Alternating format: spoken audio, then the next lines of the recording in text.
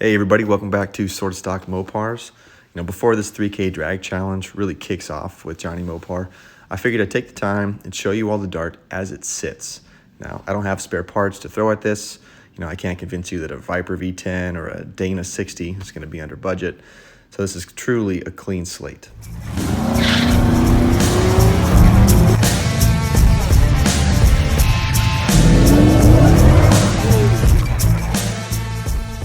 Now, looking at the darts, one of the biggest things I noticed is the driver's side door is not aligned correctly. It must have had some damage at some point. It hits the fender. It won't even close or line up, as you can see right here. And taking a look at the hinges, they don't look too bad, but there's something going on. They're not quite square and even. So I'll have to address that. It'll definitely be a safety issue. In fact, the door post itself is completely rusted through. You can sit there and wiggle it. So I'll have to take care of this to make sure the door can close securely and firmly, and it's not going to open up on me while I'm going down the track. Now, looking at the interior, it's not that bad to the eye. It's definitely old. Obviously, it's been sitting outside for a long time, a lot of weather damaged, but the dash looks pretty good as well. And so it's got low miles, on the body at least, different engine, but overall the interior is not too bad. It's a really good starting point, in all honesty. Now, none of this is going to be here for the race. It's going to be yanked out, but it's nice to see that it was a good starting point on the interior.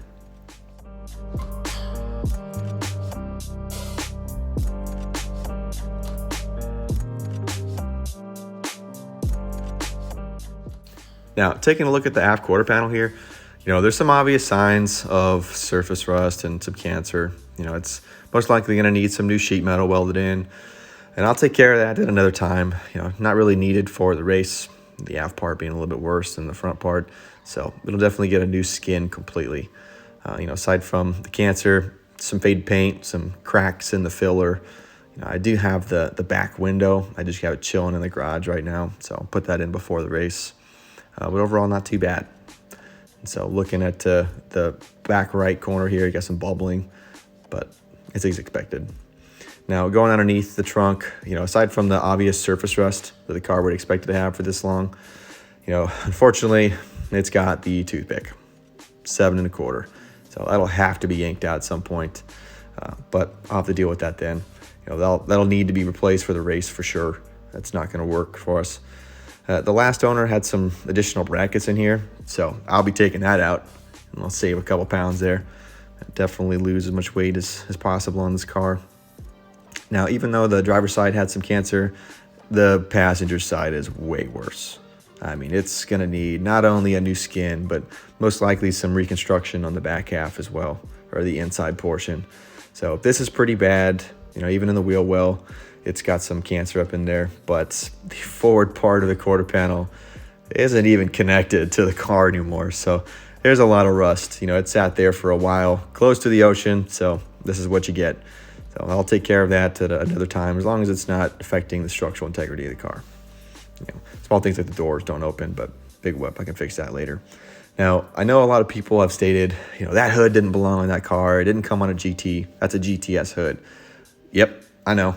I don't care. It looks cool. I like it. It's been on the car for a long time.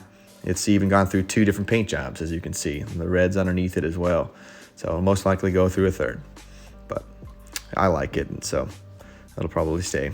Aside from the dirt that you see inside, I was super stoked to see this Magnum motor. Things like the Holly carb were really good news.